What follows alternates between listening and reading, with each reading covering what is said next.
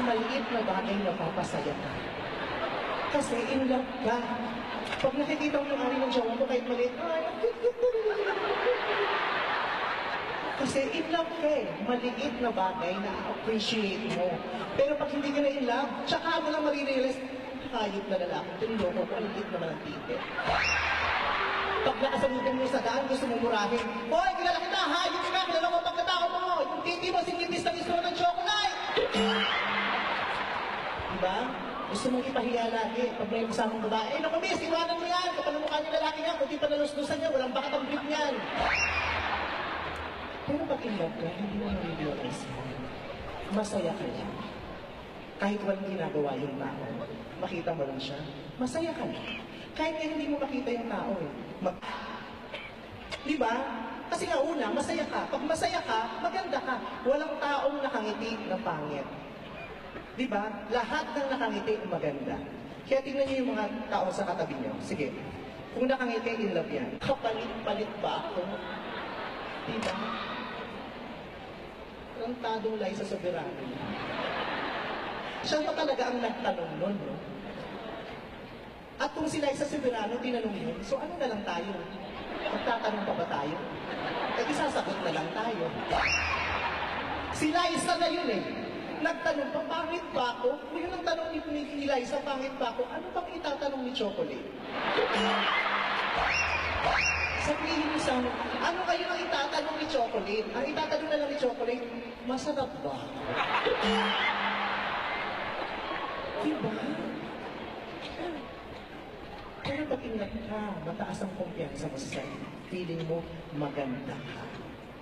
At isa pa kung bakit gusto natin na lagi tayong love. Kasi ang love, nakakapagpabago ng pagkatao. Oo, yung mga dating barumbado, bumabait pag na-in-love. Diba? Iba na lang. Kanila pala itong arami. Wait kong na-realize. Papapatayan tayo ng ina. Hindi, pero masipag talaga si Corina, tsaka mabuting tao.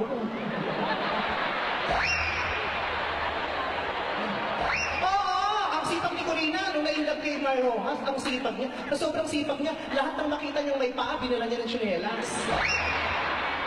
Pag pumasok ka nga sa bahay nila Corina, maloloka ka, pati paan ng lamesa at saka ng kama may tsinelas. Ayaw nang may nakikitang paang walang tsinelas. Sa probinsya, pag pupunta siya sa rated K, lahat pinipila niya ng tsinelas. May isang mama nga naiyak, oo. Pati putol yung paa, binigyan ng tsinelas. Kasi Corina siya talaga niya. Nakisipat ng Corina. Pero mabuting tao yan. Si Corina. Mabait siya. I love her. Nasa ka man, God bless you. Alam niya na, pag umiinit na, pinatalihan tayo aircon. Baka patay tayo ng ilaw, buti na nagputi akong buhok. Makikita niyo pa rin ako, ha? Marami. Si Mike Enriquez. Naku. Naku. Huwag yan. Hindi issue yan. Hindi, pero si Mike Enriquez, may kwento sa akin. Kaya doon ang sipag in love. Tingnan mo ang sipag ni Mike Enriquez. Hindi na natutulog. Tingnan mo, nagbalita 24 oras. Diba si Mike Enriquez? Nakakalo. Pero ang taong kilala kong pinakamasipag dahil sa pag-ibig, si Ray Valera. Ang sipag ni Ray Valera. Titigan mo yung itsura ni Ray Valera. Patay na, nagtatrabaho.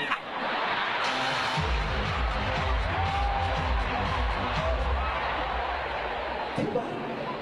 Busy siya ngayon sa tawag ng tanghalan. Bukas makalawa ang tawag na ng Panginoon.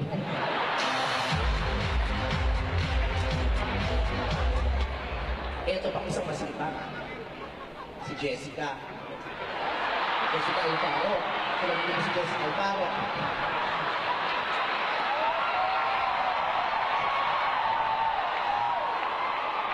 Kilala niyo ba si Jessica Alfaro? O, huwag na rin pag-usapan. Hindi ko na kilala. Next. Mag-aabang kayo para may pag-usapan na naman next week. Mga gago. Wala.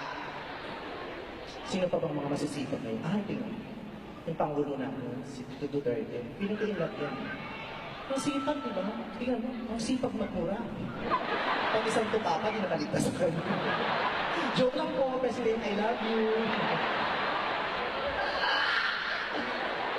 Sino pa ba? Ay! Si Chris Aquino.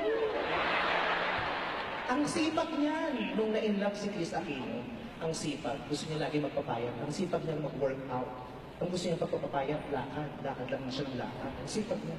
Na sobrang ng sipag maglakad, ayun, nakalabas siya ng ABS.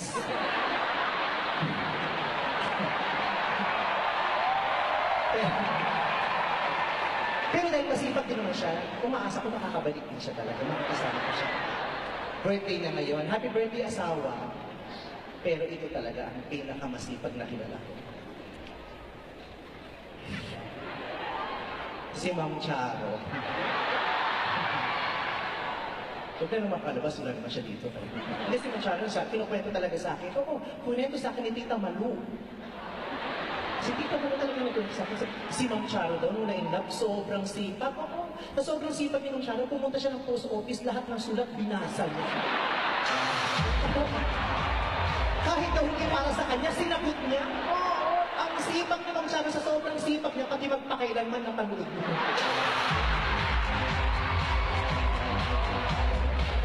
Charot lang. Kayo naman talaga. Pero ang kilala kong hindi kailanman na in love, I love you too. Gipit ka na. Ang kilala kong hindi talaga na in love, feeling ko kailanman, si Big Brother. Tingnan mo, sobrang tamad.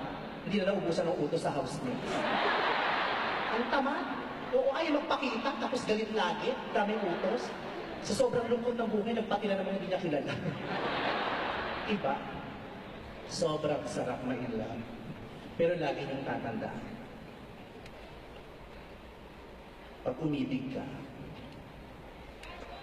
gaganda ka, sasaya ka, sisipag ka, magiging positibo ka, magbabago ka, aayos ka. Pero huwag natin kakalimutan na kahit may positibong epekto ang pag-ibig sa atin, ang pagmamahal, laging may kaakibat na panganib. Yan yung panganib na maaari kang masaktan. Pero kahit pwede kang masaktan, huwag kang matakot. Huwag mo sukuan ang pag-ibig. Kasi ang heartbreak, parang yung sugat. At tandaan mo, lahat ng sugat nagagamot. At kung kailangan nyo ng gamot, huwag mahiyang magtanong. Kung may right med ba ito? May right med ba ito? Kung gusto mo ng gamot, huwag mahiyang magtanong. Kung may right med ba ito? Everybody now! May right med ba ito? Louder! May right med ba ito? Kung gusto mo ng gamot, huwag mahiyang magtanong. Kung may right med ba ito? One more! May right med ba ito? Come on everyone! May right... Di ba matututo pa yun?